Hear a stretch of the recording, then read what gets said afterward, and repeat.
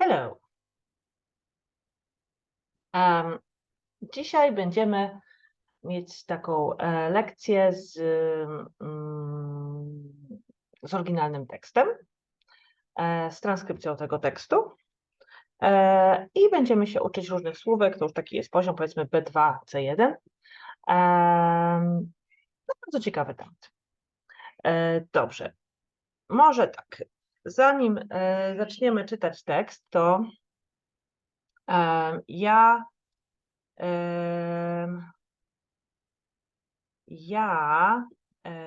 przedstawię Wam pokrótce osobę, którą będziemy dzisiaj,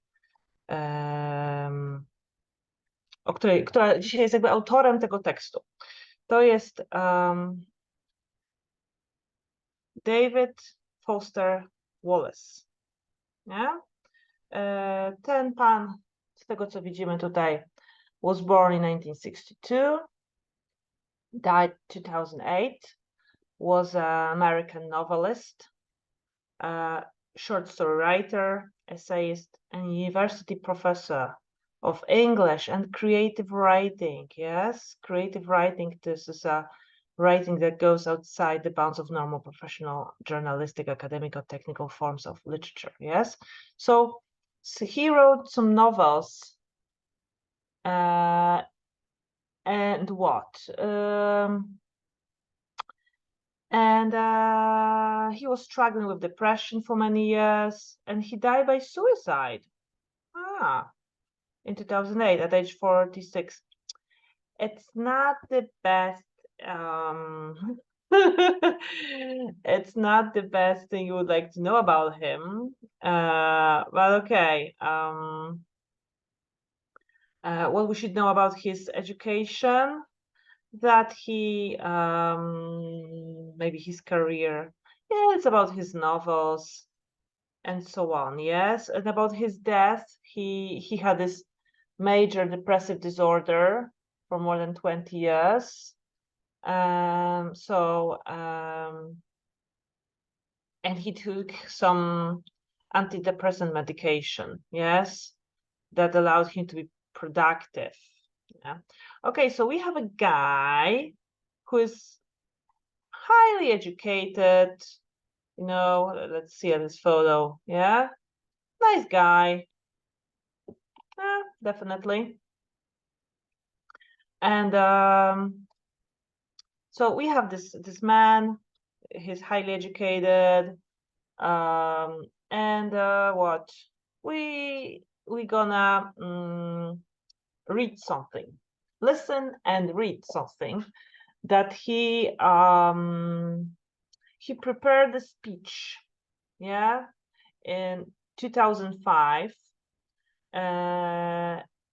It's the Kenyan commencement speech, yeah. So he wrote it and he delivered it. And what? And we're just gonna go through this text. We're gonna listen to it. We're gonna read the transcription, yeah. And if there's gonna be anything difficult, I'm just gonna explain those words, yeah. And maybe I'm gonna have some thoughts that I'm gonna share with you. So I think we can start, yeah. So I'm gonna share screen from time to time, yeah. So I'm gonna share transcript. Yes, here we go. Yeah. If there's gonna be something difficult, yeah, like for example, perspiring, yeah, we don't know this word, we would like to learn it. So I'm just gonna check it in the Google dictionary in English. If it's gonna be needed, we're gonna what? We're gonna listen to it in like we can check Polish translation, but I think I'm not gonna use it actually. Anyway, so okay, so I think we're ready to start. Yeah. Okay, so where is he? Let's listen. Anybody feels like perspiring, I'd invite you to go ahead because I'm sure going to. In fact, I'm going to. Greetings, thanks, and congratulations to Kenyon's graduating class of 2005. There are these two young fish swimming along, and they happen to meet an older fish swimming the other way, who nods at them and says, "Morning, boys, how's the water?" And the two young fish swim on for a bit, and then eventually one of them looks over at the other and goes, "What the hell is water?" All right, so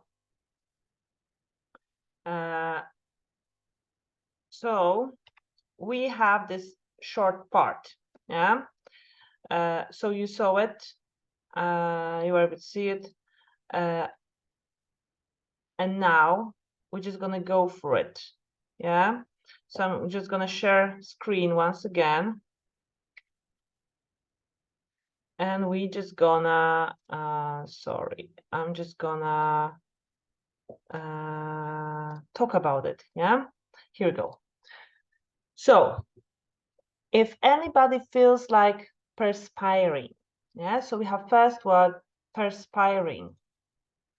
Yes, we're just going to check what does it mean. Yeah, perspiring.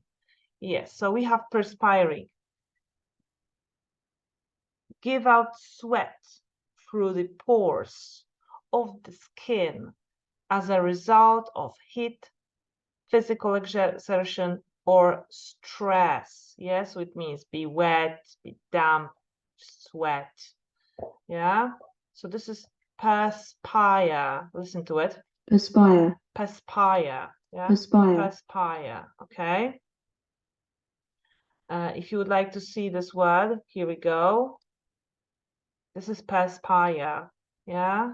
Perspire. Perspire. Okay, perfect. Now, let's go back.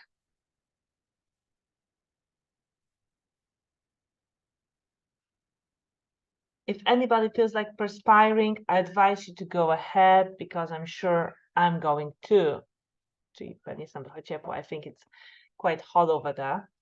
In fact, I'm gonna mumbles while pulling up his gown and taking out his handkerchief from his pocket. Okay, he mumbles. What does it mean? Mumble. Yeah, let's check it. So mumble means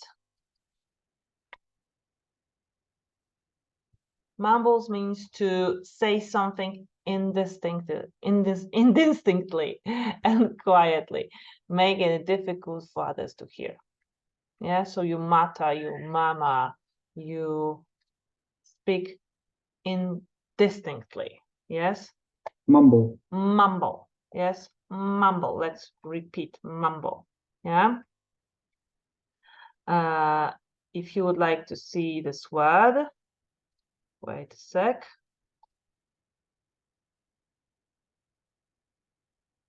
Here we go. Yes, mumble. Okay, great. Okay, and now, sorry, this. Let's go back to our main text. While pulling up his gown and taking it from his pocket, yes? Greetings and congratulations to Kenya's graduating class, blah, blah, blah.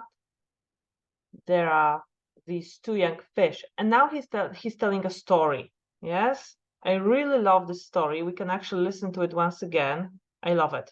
And the two young fish swim on for a bit, and then eventually one of them looks over at the other and goes, "What the hell is water?" This is a standard requirement of U.S. commencement speeches. So, okay.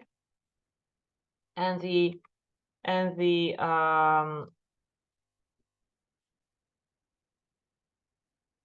so we have the situation that these two young fish swimming along, and they happen to meet an older fish swimming to the other way, who nods. Okay, let's check the word nods. Yeah.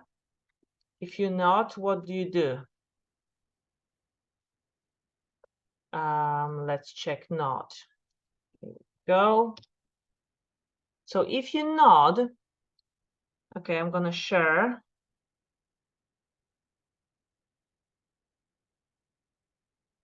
Lower and raise one's head slightly and briefly, especially in greeting, assent or understanding, or to give someone a signal. Yeah, so this is nodding. Yeah, you nod. Okay, let's go back to this text. So who nods at them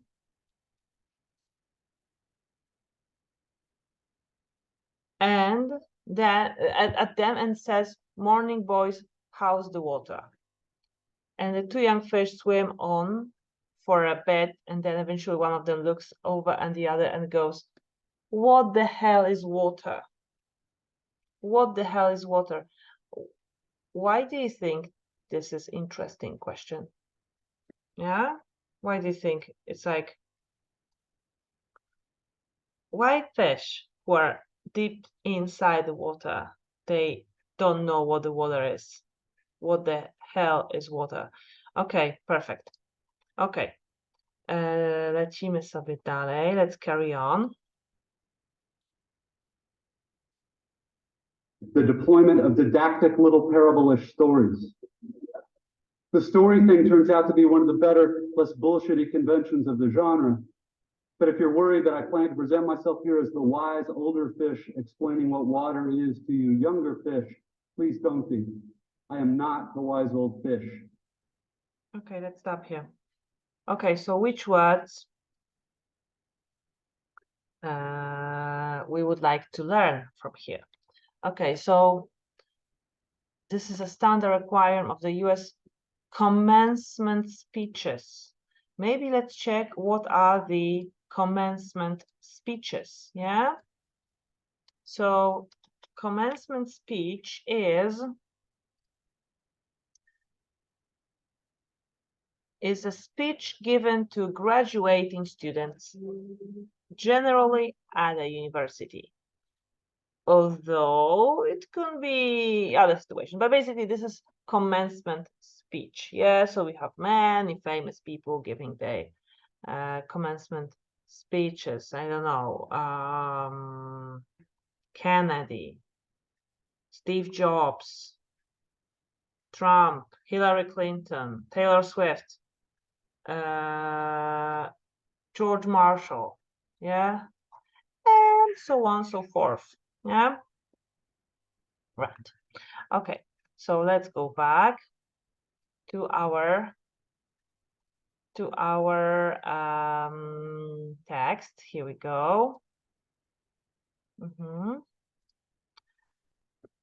The deployment of didactic, okay, deployment.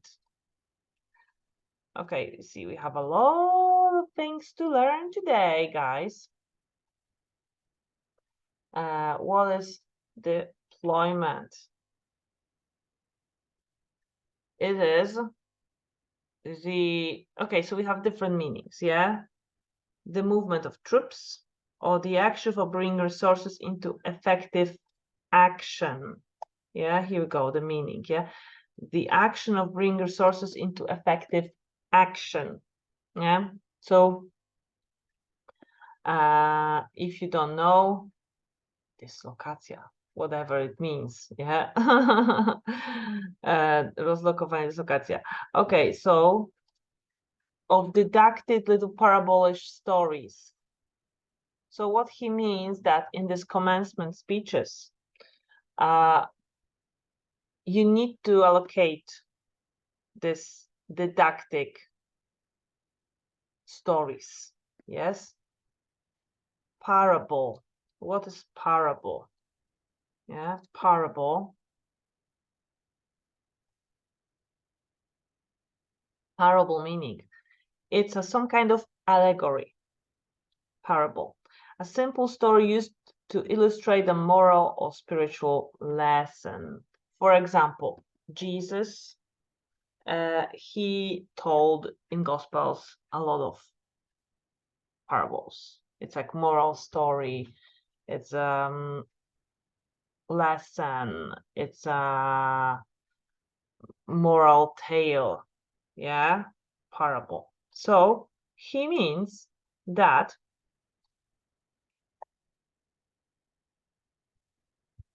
in this commencement speech, you need to locate small parable-ish, like parable, didactic story. Yeah, so it's actually logical because there are you know, graduates, they are like moving into another stage of life, and maybe they need some words of wisdom. Yeah, okay, let's go.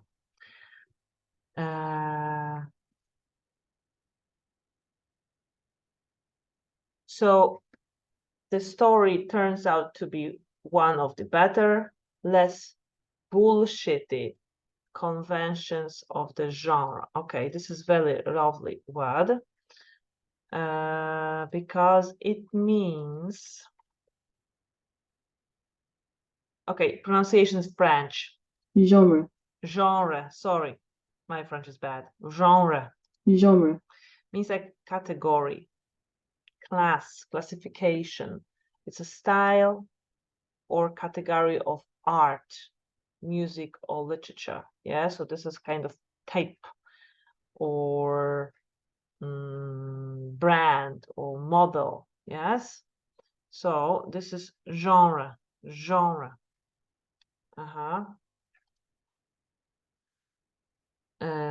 But if you're worried that I plan to present myself here as the wise older fish explaining what water is to you younger fish, please don't be. Yes, I'm not the wise old fish. Okay, I think this is where we stop. Yes, I think we can carry on listening.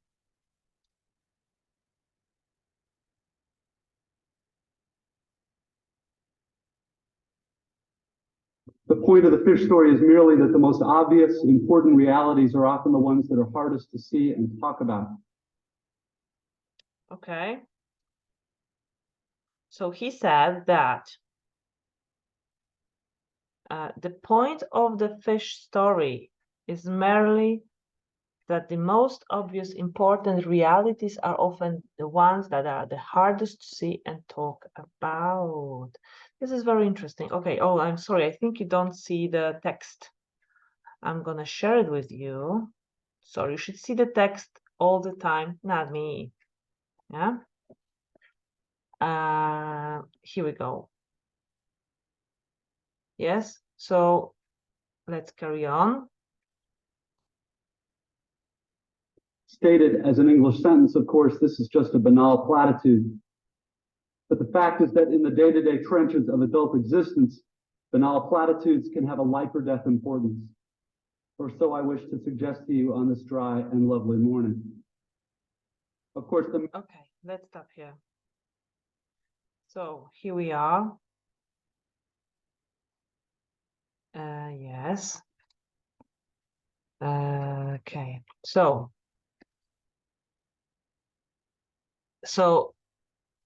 stated as an English sentence, of course, this is just a banal platitude. Okay, we have lovely word.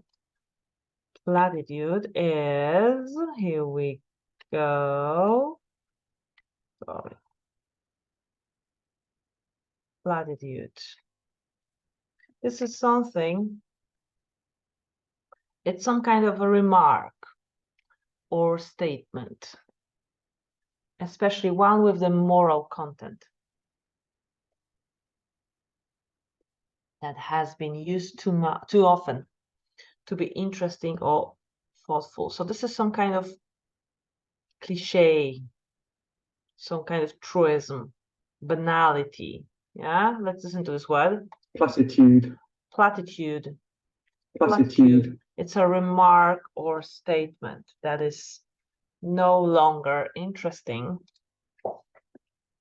So he said that, you know, this thing about fish, yeah, it's maybe because it could be just a banal platitude, but the fact is that in the today trenches of adult existence, I like this word, trenches of adult existence. Yeah, what that could be, trenches of adult existence. Yeah, maybe let's, I'm gonna tell you, yes. Wait a second. Trenches of adult existence. Trenches is like long, narrow ditch. Yeah, it's some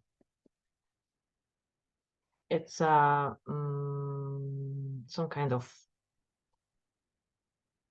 channel. Yes.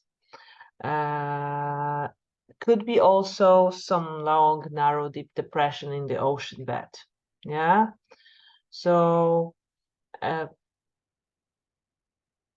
basically, when there's a war, yeah, on the battlefield, the army builds this narrow ditches, yeah, which is a shelter from enemy fire. Yeah. So trenches, what did he say? Trenches of the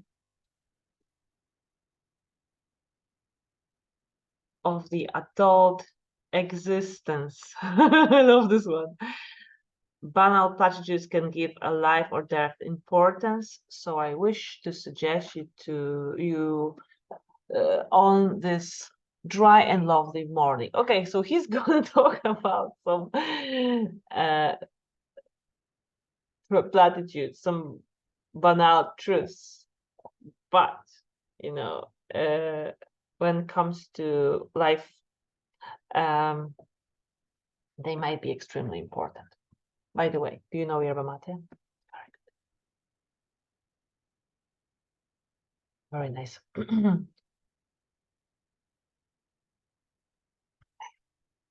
This is my birthday present, by the way. Okay, so now we're gonna carry on. And we're gonna what? Move to next part, yes? Till now, we have some nice words. Let's just, you know, go over. Perspiring, mumbles, nods, commencement speeches, deployment, parable, genre, gratitude, trenches. Yeah? Okay, so we carry on. Where is he? Yes.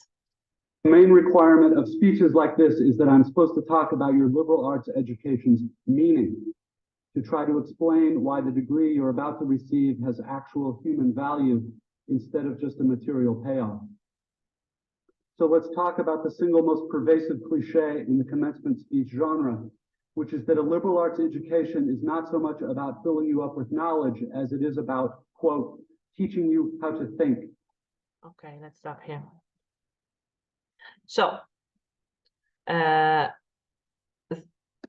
of course, the main requirement of the speeches, like he is delivering now, is that he's supposed to talk about your liberal arts education's meaning. What's the meaning of the education, yeah? And try to explain why the degree you're about to receive has actual human value, yeah? Human value, instead of just material payoff. Yes, material payoff. So material, I think we understand it. Yes, material payoff. What is it? Maybe let's just check payoff. Payoff is a payment made to someone, especially as a bribe or on leaving a job. So it could be also a final outcome or result. Yes, or it could be return on investment, on a bet. So I think this meaning is the best. Like you invest your education and you get a return. Yeah, you get a pay back. You get a profit. You get income, percentage, dividend from this investment. Yeah. So in the US, you need to pay for your education. Yeah. So this is a huge investment. So because you need to pay,